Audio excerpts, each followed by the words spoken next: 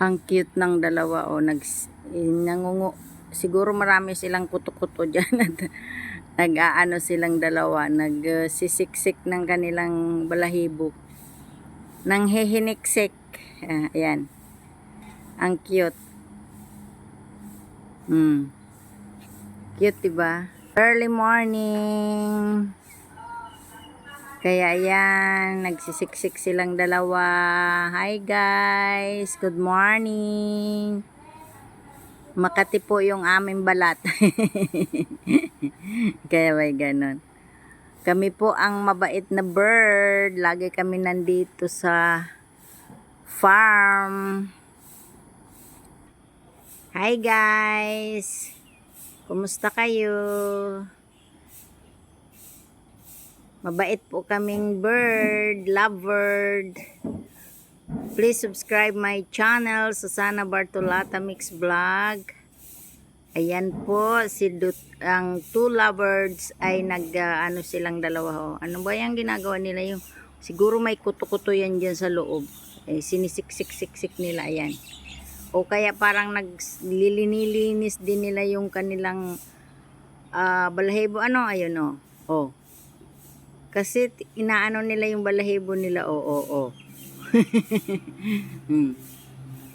Siguro yung dumi dyan, Parang inaano rin nila, nililinis, sabay ganun. Parang ano rin sila, yung chicken baga.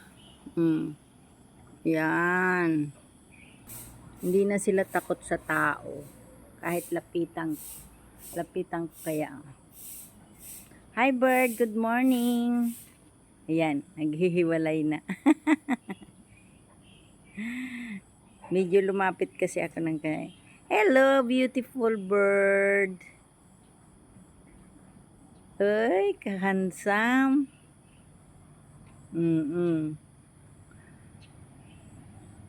Huwag kayong matakot. Hindi ko naman kayo huhulihin.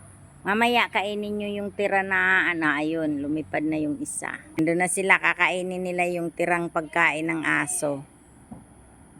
Yan, kakainin nila yung tirang pagkain ng aso. May maliit pa nga na bird na yung Maya. Dumating din si Maya eh.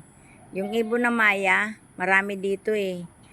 Mayroon din silang nest. May dumating pa na isang Maya. Ayun maliit.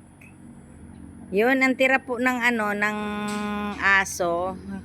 Yung tira-tira ng aso, kinakain po nila. Ayan, naglapitan na sila. Ayan.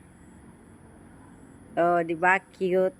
Kasi po yung pagkain po ng aso, linalagyan namin ng vegetable at saka a little bit of rice with their dry food.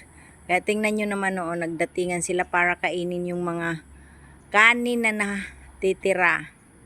Ayan, thank you so much guys. I love you all. Bye bye. Please subscribe my channel, Susana Bartolata Mix Vlog.